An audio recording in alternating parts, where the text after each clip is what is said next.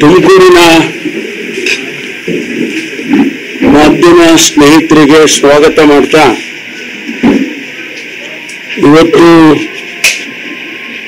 ಈ ಮಾಧ್ಯಮ ಗೋಷ್ಠಿಯನ್ನು ಕರೆದಿರ್ತಕ್ಕಂಥ ಉದ್ದೇಶ ನಿನ್ನೆ 31ನೇ ತಾರೀಕು ಗುಬ್ಬಿ ತಾಲೂಕಿನಲ್ಲಿ ನಿಟ್ಟೂರು ಬಳಿ ಆಂಜನೇಯ ಸ್ವಾಮಿ ದೇವಸ್ಥಾನ ಮತ್ತು ಕಳ್ಳಿಪಾಳ್ಯದ ಹತ್ರ ನ್ಯಾಷನಲ್ ಹೈವೇಗೆ ಅಲ್ಲಿ ನಡೆದಂತ ಘಟನೆಗಳ ಬಗ್ಗೆ ಮತ್ತು ಅದಕ್ಕೆ ಪೂರಕವಾದಂತ ಕೆಲವು ವಿಚಾರಗಳನ್ನ ತಿಳಿಸೋದಕ್ಕೆ ಕರೆದಿದ್ದೇನೆ. ಮೊದಲನೇದಾಗಿ ಈ ಘಟನೆ ನಡೀಬಾರದಾಗಿತ್ತು. ಈ ಘಟನೆ ಈಗಾಗಲೇ ಅನೇಕ ಸಂದರ್ಭಗಳಲ್ಲಿ ತುಮಕೂರಿಗೆ ಬರ್ತಕ್ಕಂಥ ಹೇಮಾವತಿ ನದಿಯ ನೀರನ್ನ ಕುಡಿಯುವ ನೀರಿನ ಕಾರಣಕ್ಕಾಗಿ ಬೇರೆ ಬೇರೆ ತಾಲೂಕುಗಳಿಗೆ ಏನು ಅಲೋಕೇಶನ್ ಮಾಡಿದ್ದಾರೆ, ಅದರಲ್ಲಿ ವಿಶೇಷವಾಗಿ ತುಮಕೂರಿಗೆ ಅಲೋಕೇಟ್ ಮಾಡಿರ್ತಕ್ಕಂಥದ್ದು ಮತ್ತು ಕುಣಿಗಲ್ ತಾಲೂಕಿಗೆ ಅಲೋಕೇಟ್ ಮಾಡಿರ್ತಕ್ಕಂಥ ವಿಚಾರವಾಗಿ ಅನೇಕ ಬೇಡಿಕೆಗಳು ಮತ್ತು ಸಲಹೆಗಳು ಕೂಡ ಸರ್ಕಾರದ ಹಂತಕ್ಕೆ ಬಂದಂತ ಸಂದರ್ಭದಲ್ಲಿ ಮಾನ್ಯ ಉಪಮುಖ್ಯಮಂತ್ರಿಗಳು ಮತ್ತು ನೀರಾವರಿ ಸಚಿವರ ಅಧ್ಯಕ್ಷತೆಯಲ್ಲಿ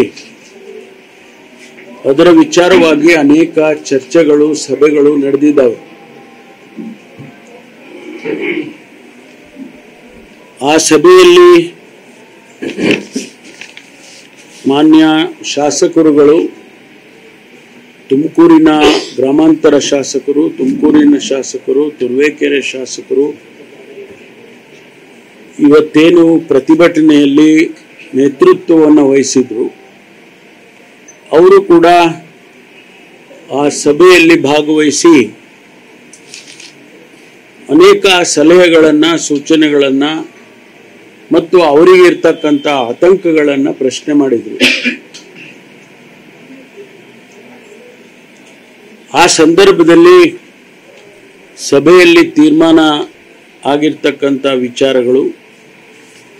ಅದರಂತೆ ಸರ್ಕಾರದ ತೀರ್ಮಾನಗಳು ಇವೆಲ್ಲ ಆಗಿರ್ತಕ್ಕಂಥ ಹಿನ್ನೆಲೆಯಲ್ಲಿ ಏನು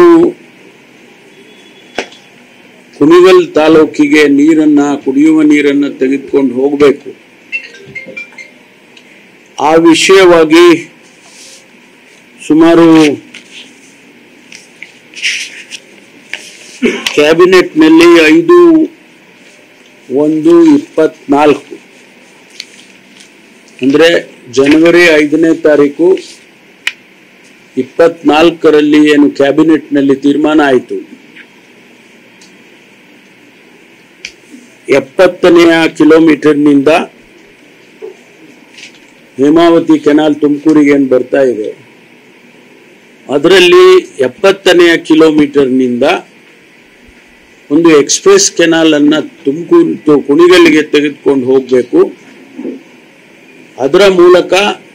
ಕುಣಿಗಲ್ಲಿಗೆ ನೀರನ್ನ ಕೊಡಬೇಕು ಅಂತ ಹೇಳಿ ಕ್ಯಾಬಿನೆಟ್ನಲ್ಲಿ ಏನು ತೀರ್ಮಾನ ಆಯಿತು, ಆ ತೀರ್ಮಾನದಂತೆ ಮತ್ತು ಏನು ಉಪಮುಖ್ಯಮಂತ್ರಿಗಳು, ನೀರಾವರಿ ಸಚಿವರು ನಡೆಸಿದಂತ ಸಭೆಯಲ್ಲಿ ತೀರ್ಮಾನ ಆದಂತೆ ಟೆಕ್ನಿಕಲ್ ಕಮಿಟಿಯನ್ನ ಮಾಡಿ ಆ ಟೆಕ್ನಿಕಲ್ ಕಮಿಟಿಯ ವರದಿಯ ಆಧಾರದ ಮೇಲೆ ತೀರ್ಮಾನಗಳನ್ನ ತೆಗೆದುಕೊಂಡು ಇಲಾಖೆಯವರಿಗೆ ಸೂಚನೆ ಕೊಟ್ಟು ಕೆಲಸ ಪ್ರಾರಂಭ ಮಾಡಬಹುದು ಅಂತ ಹೇಳಿ ಅವರಿಗೆ ಸರ್ಕಾರದಿಂದ ಸೂಚನೆ ಬಂದ ಮೇಲೆ ಯಾರಿಗೆ ಕಾಂಟ್ರಾಕ್ಟ್ ಆಗಿತ್ತು ಆ ಕಾಂಟ್ರಾಕ್ಟರು ಕೆಲಸವನ್ನ ಪ್ರಾರಂಭ ಮಾಡಿದ್ರು.